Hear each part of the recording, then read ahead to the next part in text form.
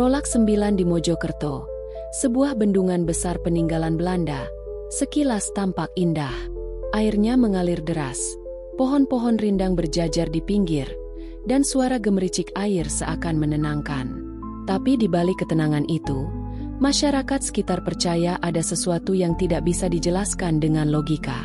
Bukan sekali dua kali, orang ditemukan tenggelam di sana. Anehnya, banyak saksi bilang mereka melihat korban seperti ditarik oleh sesuatu yang tak kasat mata. Air yang tadinya tenang mendadak berputar, dan tubuh korban hilang begitu saja. Matahari sore condong perlahan ke barat. Sinarnya memantul di permukaan sungai berantas yang luas. Di kejauhan, deru air yang menghantam beton tua terdengar bergemuruh, berpadu dengan tiupan angin yang membawa aroma lembab khas sungai besar. Di sanalah Rolak 9 berdiri, sebuah bendungan peninggalan Belanda yang sudah berusia lebih dari 100 tahun. Bagi sebagian orang, Rolak 9 adalah sekadar bangunan bersejarah yang megah. Beton-beton kokohnya masih berdiri, meski beberapa bagian mulai rapuh dimakan waktu. Namun bagi warga Mojokerto dan sekitarnya, Rolak 9 bukan hanya sekadar bendungan. Ia adalah gerbang yang menghubungkan dunia manusia dengan sesuatu yang tak terlihat. Sesuatu yang seringkali menelan nyawa tanpa alasan jelas. Kalau siang, tempat ini cantik sekali. Banyak orang datang hanya untuk sekadar duduk di tepiannya, memotret, atau mancing, kata seorang bapak tua pada Bayu, seorang jurnalis muda asal Surabaya. Bayu menyalakan rekorder kecilnya. Tapi katanya kalau malam, lain ceritanya. Ya, Pak. Bapak tua itu tertawa kecil. Namun tawanya terdengar getir. Nak, jangan pernah coba-coba duduk di sini sendirian malam-malam. Kau bisa dengar suara orang nangis, suara ketawa perempuan, atau suara cipratan air, padahal nggak ada siapa-siapa. Bayu mengangguk sambil menuliskan catatan di bukunya. Ia sengaja datang ke Mojokerto setelah mendengar banyak cerita misteri tentang Rolak 9. Pekerjaannya sebagai jurnalis investigasi sering membawanya ke tempat-tempat yang penuh legenda lokal. Ia tak percaya tahayul, tapi cerita-cerita semacam ini selalu menarik untuk digali. Orang tenggelam di sini memang sering, Pak? Tanya Bayu. Bapak tua itu mendadak diam. Matanya menatap ke arah aliran sungai yang tenang. Sering sekali. Lebih sering dari yang orang tahu. Kadang yang ketemu cuma tinggal jasad. Kadang nggak pernah ketemu sama sekali. Hari semakin sore, Bayu berjalan menyusuri jembatan kecil yang melintang di atas bendungan. Beton-beton besar menjulang seperti gerbang tua, seakan menjadi saksi bisu ratusan tahun sejarah. Air mengalir deras di bawah kakinya, menghasilkan suara bergemuruh yang membuat bulu kuduknya meremang. Di kejauhan, ia melihat beberapa anak muda sedang duduk sambil tertawa-tawa, sebagian lagi memancing. Seorang di antaranya bahkan memberanikan diri turun ke tepian sungai, seolah tak menghiraukan bahaya. Bayu menghentikan langkahnya. Pikirannya bergejolak antara rasa penasaran dan peringatan orang-orang tua. Ah, mungkin hanya kebetulan orang tenggelam di sini lebih sering daripada di tempat lain, gumamnya dalam hati. Namun entah kenapa, saat ia menatap permukaan air yang bergelombang, dadanya terasa berat. Ada rasa asing, seperti tatapan mata tak kasat mata yang mengawasinya dari dasar sungai. Menjelang malam, Bayu kembali ke penginapan kecil tak jauh dari lokasi. Ia duduk di balkon sambil membuka catatan yang sudah ia tulis. Rolak 9, peninggalan Belanda tahun 1920-an. Fungsi utama, mengatur aliran sungai berantas. Banyak korban tenggelam, sering dianggap aneh. Warga sekitar percaya ada penunggu sungai. Bayu menarik napas panjang. Ia menatap kembali ke arah Rolak 9 dari kejauhan. Siluet bendungan tua itu tampak seperti raksasa yang berdiri di tengah aliran sungai. Besok aku harus gali lebih dalam, gumamnya.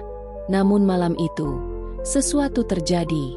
Saat ia sedang menyiapkan kamera, suara gemercik air tiba-tiba terdengar di halaman penginapan. Bayu menoleh. Tidak ada hujan, tidak ada ember tumpah. Tapi ia jelas mendengar suara seperti seseorang melangkah dengan kaki basah. Lalu, samar-samar, terdengar suara tawa perempuan. Tawa yang lirih, namun menusuk telinga. Bayu berdiri kaku. Jantungnya berdegup kencang. Ia mencoba mencari sumber suara itu, namun tak ada siapapun di sekitar. Tiba-tiba, bulu tengkuknya berdiri ketika ia mendengar suara itu semakin dekat, tepat di belakangnya. Sini. Bayu menoleh cepat. Tidak ada siapapun.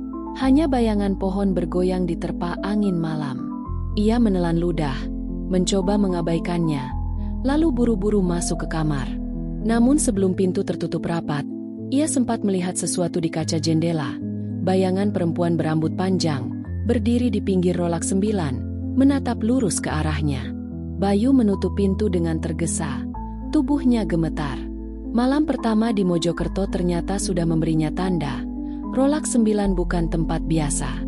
Matahari siang terik menyinari Mojokerto.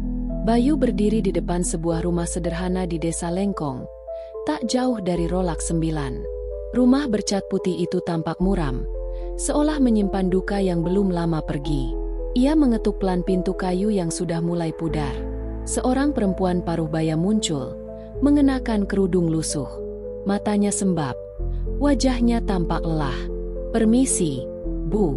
Saya Bayu, jurnalis dari Surabaya. Saya ingin bertanya soal almarhum Arif. Kalau Ibu berkenan, saya ingin mendengar ceritanya." Perempuan itu terdiam sesaat. Wajahnya menegang, lalu matanya berkaca-kaca. Ia menunduk, menarik napas panjang. "Masuklah, Nak." Bayu mengikuti langkahnya ke ruang tamu yang sederhana. Foto seorang pemuda berusia sekitar 20-an terpajang di dinding, dihiasi pita hitam di sudutnya. Senyum di foto itu begitu cerah, kontras dengan suasana muram yang memenuhi ruangan. Perempuan itu memperkenalkan diri. "Saya Ibu Arif. Namaku Buati." Bayu membuka catatannya. "Saya turut berduka, Bu. Kalau Ibu kuat, bisakah diceritakan bagaimana kejadiannya?" Buati mengusap air matanya. "Arif itu anak saya satu-satunya, Mas. Dia anak yang ceria, supel, banyak teman. Hari itu, dia pamit main sama kawan-kawannya. Katanya cuma mau nongkrong di rolak 9. Saya sempat melarang. Saya bilang jangan mandi di sana. Tapi dia cuma tertawa." Suaranya tercekat. Sore itu, dia nggak pernah pulang lagi. Untuk mendapatkan gambaran lebih jelas, Bayu menemui dua teman Arif, Rian dan Fajar. Mereka masih muda. Wajahnya murung ketika Bayu memperkenalkan diri. Mereka sepakat bercerita di warung kopi dekat sungai. Rian menyalakan rokok. Tangannya bergetar. "Mas, jujur aja, sampai sekarang aku masih kebayang. Hari itu Arif yang ngajak kita. Katanya pengen berenang biar segar." Fajar menimpali. Padahal airnya deras. "Aku sama Rian awalnya ogah. Tapi Arif ngeyel. Dia bilang, 'Ah, kalian penakut. Wong tenang gini kok takut.' Akhirnya dia nyebur." Bayu mencondongkan tubuh. "Lalu?" Rian menatap kosong ke arah sungai. "Awalnya biasa aja, Mas. Dia renang ke tengah, ketawa-ketawa. Tapi tiba-tiba, ekspresinya berubah. Dia kayak orang ketarik sesuatu. Tangannya ngibrit ke atas. Mulutnya megap-megap. Kita kira bercanda, tapi wajahnya, astaga, wajahnya ngeri banget." Fajar menutup wajah dengan kedua tangannya. Suaranya bergetar. "Airnya nggak ada pusaran, Mas. Tenang-tenang aja." Tapi Arif ditarik pelan ke bawah. Kayak ada tangan hitam dari dasar sungai yang narik. Aku sempet loncat mau nolong, tapi badanku ikut berat. Kayak ada yang narik juga. Untung aku sempet naik lagi. Bayu menelan ludah. "Lalu bagaimana?" "Dia hilang, Mas," jawab Rian lirih. "Cuma beberapa detik. Habis itu nggak ada lagi. Airnya tenang, kayak nggak terjadi apa-apa. Kami teriak-teriak minta tolong, tapi terlambat. Pencarian dilakukan sampai malam. Tim SAR, polisi, dan warga menyisir sepanjang sungai. Lampu-lampu senter berkelip di permukaan air yang hitam. Suara mesin perahu bercampur dengan teriakan orang-orang yang memanggil nama Arif.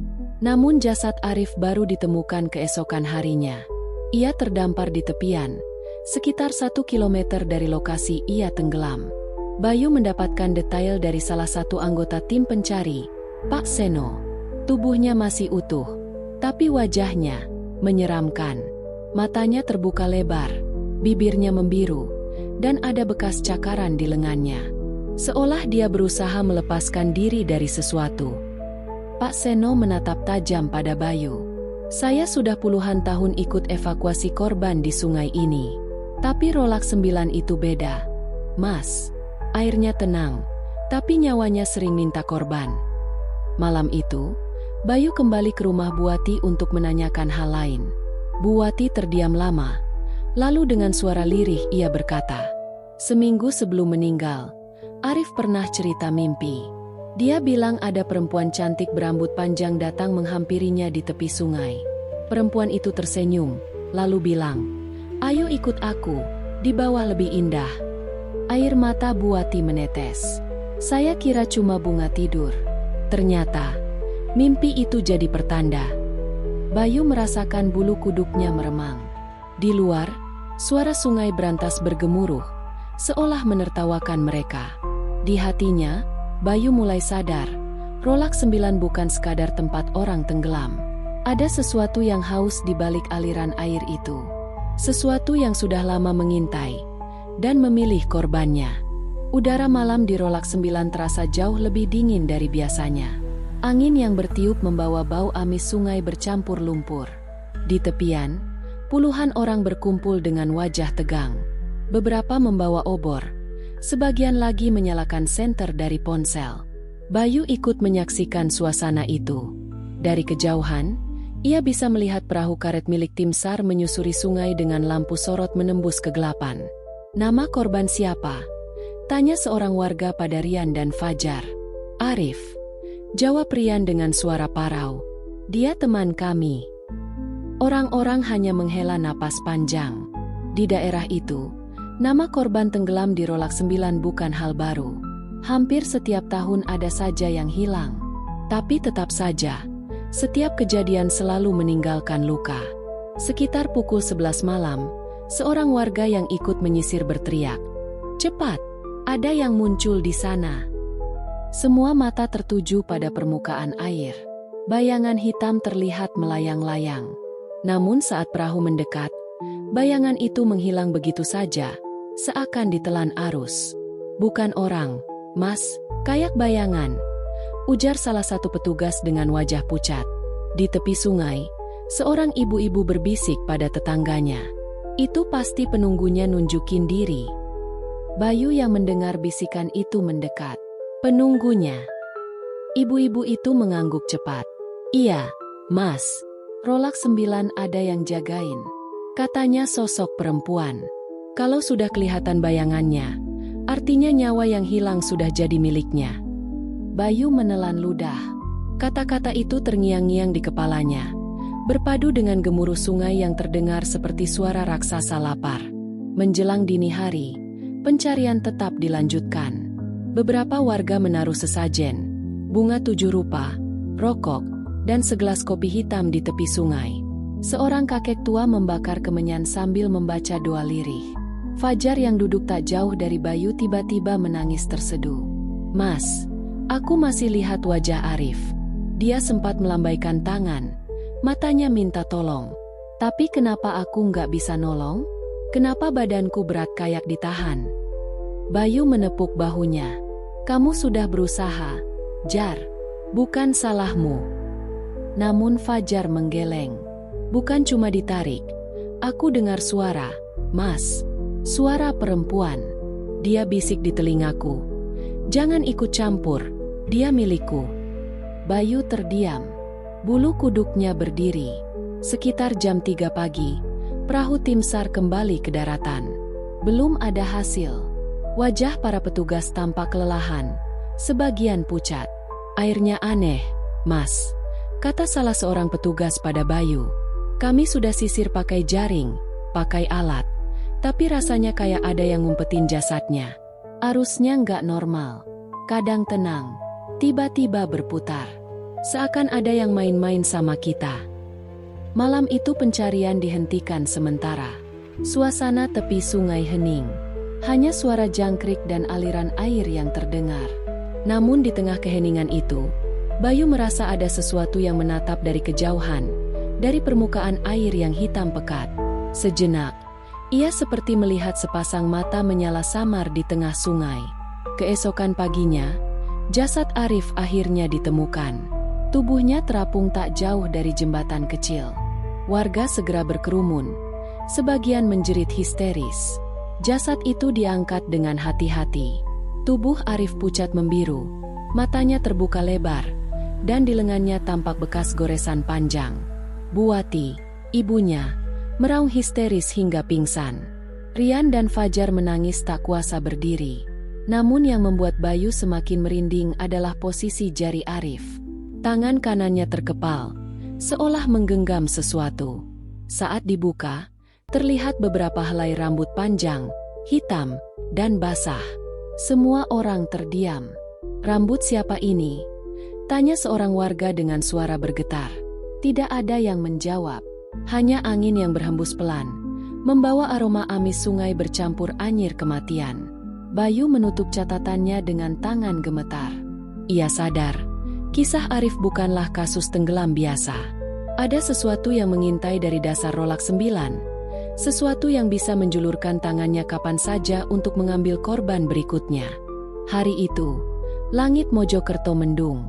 Aroma tanah basah bercampur dengan wangi bunga melati memenuhi halaman rumah Buati. Jasad Arif dibaringkan di ruang tengah, ditutupi kain kafan putih. Tangisan sanak saudara terdengar bersahut-sahutan, menciptakan suasana pilu yang merobek hati siapapun yang mendengarnya. Bayu ikut duduk di sudut ruangan, mencatat suasana dengan hati-hati. Ia bukan keluarga, bukan tetangga, tapi rasa simpati membuatnya enggan meninggalkan tempat itu. "Anak saya, kenapa harus diambil begitu cepat?" ratap Buati sambil memeluk bantal yang masih berbau tubuh anaknya. Beberapa ibu-ibu berusaha menenangkan, namun tangisan perempuan itu justru semakin keras. Saat jenazah hendak dimandikan, salah seorang tetua desa yang ikut memandikan terdiam lama. Ia memandangi lengan Arif yang penuh goresan. "Pak, kenapa berhenti?" tanya seorang warga. Tetua itu menghela napas berat. "Goresannya aneh. Ini bukan luka karena batu atau benda keras di sungai. Lebih mirip cakaran." Orang-orang yang mendengar langsung berbisik-bisik. Suasana mendadak mencekam. Salah seorang paman Arif mencoba menenangkan. "Sudahlah, jangan dibesar-besarkan. Yang penting sekarang kita doakan dia." Namun bisikan tentang cakaran gaib itu sudah terlanjur menyebar ke telinga semua orang. Di pemakaman, langit mendadak gelap. Hujan turun deras. Padahal sebelumnya langit hanya mendung tipis. Peti sederhana diturunkan perlahan ke liang lahat. Tangis kembali pecah, terutama dari Buati yang hampir jatuh pingsan. Bayu memperhatikan wajah Fajar dan Rian, dua sahabat Arif yang tampak ketakutan. Rian bahkan beberapa kali menoleh ke belakang, seperti ada yang mengawasinya. Setelah doa usai, orang-orang mulai bubar. Namun Bayu melihat Fajar masih duduk terpaku di tepi makam. "Jar, kamu nggak apa-apa?" tanya Bayu pelan. Fajar menggeleng, wajahnya pucat. "Mas, tadi waktu doa, aku lihat ada yang berdiri di balik pohon sana." Bayu menoleh. Yang ia lihat hanya pepohonan rimbun, basah diterpa hujan. "Siapa?" "Perempuan, rambutnya panjang, bajunya kebaya basah. Dia senyum ke arahku," bisik Fajar dengan suara gemetar. Bayu menelan ludah. Ia ingin menganggap itu hanya halusinasi, tapi tatapan kosong Fajar terlihat terlalu nyata untuk sekadar mimpi. Malam setelah pemakaman, keluarga Arif mengalami kejadian janggal. Buati bercerita pada Bayu dengan wajah pucat. "Mas, semalam saya dengar suara Arif manggil dari halaman. Suaranya jelas, dia bilang, 'Bu, aku kedinginan, tolong bukain pintu.'" Bayu tercekat. "Apa ibu buka pintu?" "Saya mau, tapi tetangga keburu datang. Katanya jangan." Kalau suara itu memang Arif, Dia nggak mungkin kembali. Itu pasti yang lain, yang nyamar. Mata Bu Wati berkaca-kaca. Tapi suaranya, persis anak saya. Bagaimana saya bisa bedakan? Tak hanya keluarga, Rian pun mengalami mimpi buruk. Ia datang ke penginapan Bayu tengah malam dengan wajah panik. "Mas, aku nggak bisa tidur. Aku mimpi Arif lagi nyelam di sungai." Dia melambaikan tangan minta tolong, tapi setiap aku mau loncat, ada tangan lain yang keluar dari air. Tangan perempuan, kukunya panjang. Dia narik Arif ke bawah sambil ketawa. Bayu merasakan tubuhnya dingin. "Itu hanya mimpi, Rian." "Bukan, Mas." Tangannya sama persis dengan bekas cakaran di lengan Arif. Suasana kamar mendadak senyap. Hanya suara deru sungai dari kejauhan yang terdengar, seolah mengingatkan mereka bahwa Rolak 9 belum selesai menagih. Malam itu, Bayu menutup catatannya dengan tangan gemetar. Ia yakin kematian Arif bukanlah kecelakaan biasa. Ada pola, ada kekuatan gaib yang bekerja. Dalam hati, ia tahu langkah berikutnya. Mencari orang yang paham tentang legenda Rolak 9. Seseorang yang bisa menjelaskan kenapa sungai itu seolah hidup dan lapar akan tumbal. Dan itulah yang akan membawanya pada seorang kuncen tua di desa sebelah. Orang yang katanya tahu rahasia sebenarnya di balik Rolak 9. Pagi itu, kabut tipis masih menggantung di atas sungai berantas. Rolak 9 berdiri muram di kejauhan, bagai gerbang tua yang mengintai siapapun yang berani mendekat. Bayu berjalan dengan langkah mantap menuju desa Lengkong, tempat tinggal seorang kuncen yang disebut-sebut mengetahui sejarah gelap bendungan itu. Namanya Mbah Joyo, lelaki tua berusia lebih dari 80 tahun. Rambutnya putih panjang, wajahnya keriput, namun matanya tajam seperti menyimpan ribuan cerita. Rumahnya sederhana, berdinding kayu dengan pekarangan luas. Di depan rumah tercium aroma kemenyan yang samar, seperti baru saja dipakai semalam. Bayu mengetuk pintu. Tak lama, suara serak terdengar. "Masuklah, aku sudah tahu maksudmu." Bayu terkejut. Ia belum sempat memperkenalkan diri, tapi orang tua itu seakan sudah membaca pikirannya. Di dalam rumah, suasananya remang. Hanya cahaya kecil dari lampu minyak yang menerangi. Dinding penuh dengan foto hitam putih dan wayang tua. Mbah Joyo duduk bersila, menatap Bayu dengan senyum tipis. "Kau jurnalis, kan? Kau ingin tahu tentang Rolak 9?" Bayu mengangguk hati-hati. "Iya, Mbah. Banyak orang bilang tempat itu angker. Banyak orang tenggelam. Saya ingin tahu kenapa." Mbah Joyo terdiam lama, lalu menghela napas. "Nak, Rolak 9 bukan sekadar bendungan. Ia adalah pintu. Pintu antara dunia kita dengan dunia mereka." "Mereka?" tanya Bayu. "Para penghuni air," jawab Mbah Joyo lirih. "Sungai berantas itu jalur besar. Sejak ratusan tahun lalu, ia dihuni makhluk gaib yang tak terhitung jumlahnya. Dan Rolak 9 dibangun tepat di tempat paling keramat. Itu sebabnya sampai sekarang, sungai itu haus tumbal." Bayu menelan ludah. "Apa benar ada sosok perempuan yang sering terlihat di sana?" Mbah Joyo mengangguk pelan. Dia dikenal dengan banyak nama. Ada yang menyebutnya Nyi Brantas. Ada yang bilang dia bagian dari penguasa sungai, semacam perwujudan Nyi Roro Kidul di jalur darat. Dia bisa muncul sebagai perempuan cantik berkebaya, atau sekadar bayangan rambut panjang di permukaan air. Dialah yang menjemput mereka yang lengah. Bayu menunduk. Bulu kuduknya berdiri. "Kalau begitu, Arif, korban terakhir, apakah juga?" "Ya," potong Mbah Joyo cepat. "Dia dipanggil, dan tanda-tandanya sudah jelas." Bayu mengingat ucapan Bu Wati tentang mimpi Arif. "Maksud Mbah, mimpi sebelum meninggal itu?" Mbah Joyo mengangguk lagi. "Itu panggilan. Biasanya korban mendapat firasat dulu. Mimpi perempuan, suara bisikan, atau bayangan di air. Itu tanda mereka sudah ditandai." Suasana hening beberapa saat. Hanya suara tik-tik air dari kendi di sudut ruangan. "Rolak 9 ini dulu dibangun Belanda dengan kerja rodi," lanjut Mbah Joyo. Banyak pribumi mati dipaksa kerja. Jasad mereka dibuang begitu saja ke sungai. Darah dan nyawa itu jadi pondasi bendungan. Arwah-arwah penasaran bergabung dengan penunggu sungai. Mereka lapar, dan tiap tahun harus ada tumbal. Bayu menatap serius. Jadi benar, setiap tahun selalu ada korban. Mbah Joyo mengangguk. Sejak pertama kali dibangun sampai sekarang, kadang satu orang, kadang lebih, tidak ada yang bisa menghentikan. Yang bisa kita lakukan hanya menghormati mereka. Jangan sombong, jangan menantang, jangan mengganggu. Bayu menelan ludah. Tapi Mbah, kenapa mereka memilih korban sembarangan? Kenapa anak muda seperti Arif? Mbah Joyo menatapnya tajam. Tidak sembarangan. Biasanya yang lengah, yang merasa kuat, atau yang menertawakan larangan orang tua. Mereka jadi mudah dipanggil. Dan sekali dipanggil, tak ada yang bisa menolak. Bayu merasakan hawa ruangan semakin berat.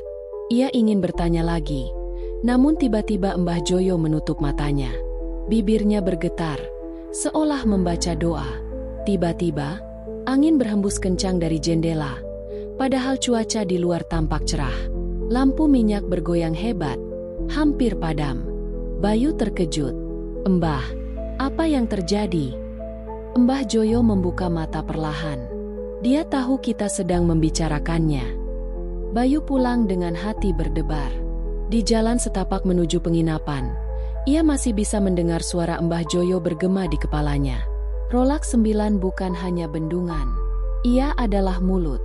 Dan mulut itu tak pernah kenyang. Bayu menoleh ke arah sungai. Dari kejauhan, ia yakin melihat sesuatu di permukaan air. Sesosok perempuan berambut panjang berdiri di tengah sungai. Gaunnya basah kuyup, wajahnya samar. Ia menatap lurus ke arah Bayu. Dan kemudian, menghilang begitu saja di telan arus. Bayu berlari, dadanya sesak. Seakan sungai itu sedang memanggil namanya. Bayu menatap aliran sungai berantas yang berkilau di terpa cahaya senja. Langit memerah. Matahari mulai tenggelam di ufuk barat. Suara jangkrik dan burung malam mulai menggantikan riuh siang. Di pinggiran Rolak 9, udara semakin dingin. Seakan ada tangan tak kasat mata yang menekan kulitnya. Ia mengeluarkan peralatan, kamera, perekam suara, dan senter. Meski jantungnya berdegup kencang, tekadnya bulat. Malam ini, ia harus membuktikan apa yang selama ini hanya disebut sebagai mitos.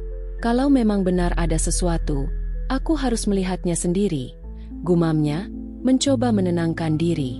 Ketika gelap mulai turun, suasana berubah drastis. Air sungai berkilau hitam. Deras arusnya terdengar seperti bisikan ribuan orang. Pohon-pohon di sekitar bendungan bergoyang pelan. Padahal angin nyaris tak ada. Bayu duduk di atas batu besar, menyalakan perekam suara. Hari ini tanggal, pukul 7 malam. Saya berada di Rolak 9 untuk mengamati aktivitas gaib yang katanya sering muncul. Jika ada sesuatu, saya akan dokumentasikan. Suara sungai terdengar jelas di rekaman. Lalu, samar-samar, ada suara lain. Bayu tertegun. Seperti suara perempuan tertawa lirih. Ah, mungkin cuma suara air, pikirnya cepat, mencoba mengusir rasa takut. Tapi tawa itu terdengar lagi, lebih dekat. Bayu menyorotkan senter ke arah air. Saat cahaya menembus permukaan, ia melihat sesuatu. Rambut hitam panjang, bergerak pelan mengikuti arus, seperti seseorang yang terapung. Bayu refleks berteriak, "Astaga!" Tapi ketika ia menyorot lebih lama, rambut itu hilang, seakan larut di telan arus. Tangannya gemetar. Ia mencoba menyalakan kamera, namun lensa langsung berembun, tak mau fokus. Saat itu, dari arah belakang terdengar langkah kaki di bebatuan. "Siapa?" teriak Bayu. Tak ada jawaban. Tapi langkah itu semakin mendekat. Bayu menyalakan senter ke arah sumber suara. Kosong. Hanya pepohonan yang bergoyang. Tapi bau amis tiba-tiba menyeruak. Seperti bau darah bercampur lumpur. Jantungnya makin kencang. Ia menoleh ke sungai. Dan kali ini benar-benar jelas. Sosok perempuan berdiri di tengah arus. Berkebaya putih. Rambut panjang menutup wajah. Bajunya basah kuyup. Tapi ia tampak tegak. Seolah air deras sama sekali tak berpengaruh padanya. Bayu ingin berlari. Tapi kakinya terasa berat. Perempuan itu mengangkat kepalanya perlahan. Matanya kosong. Wajah pucatnya menatap lurus pada Bayu. "Aku sudah menunggumu."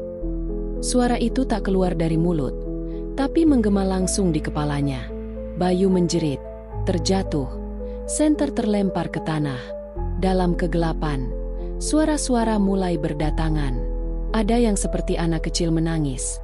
Ada pula yang seperti orang menjerit minta tolong. Semua bercampur dengan suara arus sungai. Bayu meraba-raba mencari senternya. Saat berhasil menyalakan kembali, ia kaget luar biasa. Di depannya, berdiri sosok lelaki muda dengan wajah pucat, tubuh basah kuyup, bibirnya biru, matanya kosong. Bayu kenal wajah itu, foto yang dilihatnya di rumah Buati. "Arif," bisiknya ngeri. Sosok itu mengangkat tangan, menunjuk ke arah sungai. Mulutnya terbuka, tapi tak ada suara. Hanya air yang menetes dari bibirnya. Bayu mundur ketakutan, tapi tubuhnya kaku. Seakan ada yang menahannya. Tiba-tiba, semua suara hening. Air sungai mendadak tenang. Tak lagi beriak deras.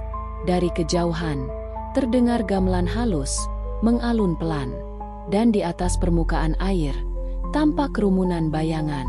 Puluhan, tidak, mungkin ratusan. Seperti parade arwah, tubuh-tubuh pucat berdiri di atas arus. Semuanya menatap Bayu. Mata mereka kosong, wajah mereka pucat, rambut mereka basah meneteskan air. Bayu menutup mata, tubuhnya gemetar. "Tolong, jangan ambil aku." Namun saat ia membuka mata lagi, sosok-sosok itu hilang. Yang tersisa hanya suara air sungai kembali deras, menghantam bendungan. Bayu langsung berlari sekuat tenaga, meninggalkan Rolak 9 malam itu. Ia tak peduli pada kamera atau alat perekam yang tertinggal. Di kejauhan, ketika ia menoleh sekali lagi, ia melihatnya. Perempuan berambut panjang berdiri di atas bendungan, melambaikan tangan. Seolah berkata, "Kau belum selesai denganku." Bayu sampai di penginapan dengan wajah pucat pasi. Nafasnya masih memburu. Ia jatuh terduduk di lantai kamar. Tubuhnya lemas. Namun tiba-tiba ia menyadari sesuatu. Perekam suaranya ada di dalam tas. Ia tak ingat membawanya kembali. Ketika diputar, suara aliran sungai jelas terekam. Lalu terdengar bisikan perempuan.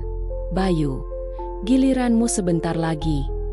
Bayu menjatuhkan perekam itu dengan tangan gemetar. Bayu terbangun dari tidur penuh mimpi buruk.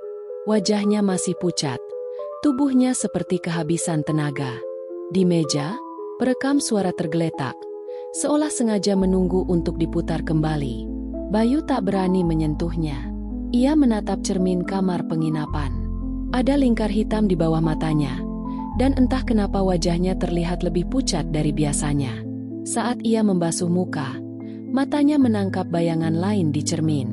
Bukan dirinya, melainkan sosok perempuan berkebaya putih, berdiri tepat di belakangnya. Rambut panjang menutupi wajah, air menetes dari kain kebayanya. Bayu menoleh cepat. Kosong, tak ada siapa-siapa. Tapi di cermin, sosok itu masih ada. Hari itu, Bayu mendatangi kembali rumah Buati. Ia butuh jawaban. Wanita itu kaget melihat keadaan Bayu. "Kamu pucat sekali. Nak, apa kamu semalam ke Rolak 9?" tanya Buati dengan suara bergetar. Bayu hanya mengangguk. "Saya melihatnya, Bu. Saya melihat mereka. Dan Arif juga." Buati terdiam. Air matanya menetes. "Aku sudah bilang, jangan coba-coba. Ada sesuatu di Rolak 9 yang bukan untuk mata manusia." "Siapa perempuan itu, Bu?" desak Bayu. Yang berkebaya putih muncul di tengah sungai. Buati menggigit bibir. Orang-orang lama menyebutnya Nyi Brantas, penjaga sungai. Katanya, dia haus tumbal. Siapapun yang lemah iman atau terlalu berani menantang, akan ditarik masuk ke dalam arusnya. Bayu tercekat. Kata-kata itu menancap dalam kepalanya. Malamnya, Bayu duduk di kamar penginapan. Perekam suara itu tetap di meja. Akhirnya, dengan tangan gemetar, ia menekan tombol play. Suara air sungai terdengar. Lalu, samar-samar, suara perempuan berbisik. "Kau sudah melihatku. Kau tak akan bisa pergi." Bayu menutup telinganya, tapi suara itu tetap terdengar. Bukan dari perekam, melainkan langsung di dalam kepalanya. Lampu kamar mendadak padam. Suasana gelap gulita. Hanya ada suara tetesan air. Ketika senter ponselnya dinyalakan, Bayu melihat lantai kamar tergenang air. Air yang muncul entah dari mana. Dan dari genangan itu, perlahan muncul rambut hitam panjang, menjulur keluar seperti ular. Bayu berlari ke pintu, tapi pintu terkunci rapat. Rambut itu terus merambat, melilit kakinya. Ia menjerit, mencoba melepaskan diri. Di tengah kepanikan, terdengar suara gamelan samar, seperti malam di Rolak 9. Lalu suara perempuan itu kembali. "Bayu, sudah saatnya kau ikut bersama mereka." Keesokan paginya, penjaga penginapan menemukan kamar Bayu kosong. Pintu terkunci dari dalam, tapi lantai kamar basah kuyup seperti habis digenangi air. Tas, kamera, dan perekam suara masih ada di meja. Perekam itu dalam kondisi menyala. Ketika didengarkan, suara terakhir yang terekam membuat bulu kuduk semua orang berdiri. Bayu berteriak ketakutan, diikuti suara air bergemuruh, lalu bisikan lembut seorang perempuan, "Sekarang kau milikku." Setelah itu, hanya terdengar suara arus deras, tanpa henti. Hari-hari berikutnya, warga kembali geger. Ada penemuan mayat di Rolak 9. Seorang pemuda, tak dikenal identitasnya. Wajahnya pucat dan tubuhnya penuh lumpur. Beberapa orang bersumpah, saat jenazah itu diangkat, mereka melihat sosok perempuan berkebaya putih berdiri di tepi sungai, tersenyum samar. Dan sejak saat itu, Rolak 9 tetap menyimpan misterinya. Airnya terus mengalir, menelan korban demi korban. Entah sampai kapan, legenda Rolak 9 tak pernah benar-benar selesai. Ada yang bilang itu hanya arus sungai berbahaya. Ada pula yang percaya, itu adalah kutukan dari masa lalu, dijaga oleh Nyi Brantas. Namun satu hal pasti, siapapun yang terlalu berani mencari kebenaran, akan menjadi bagian dari rahasia itu sendiri. Seperti Bayu.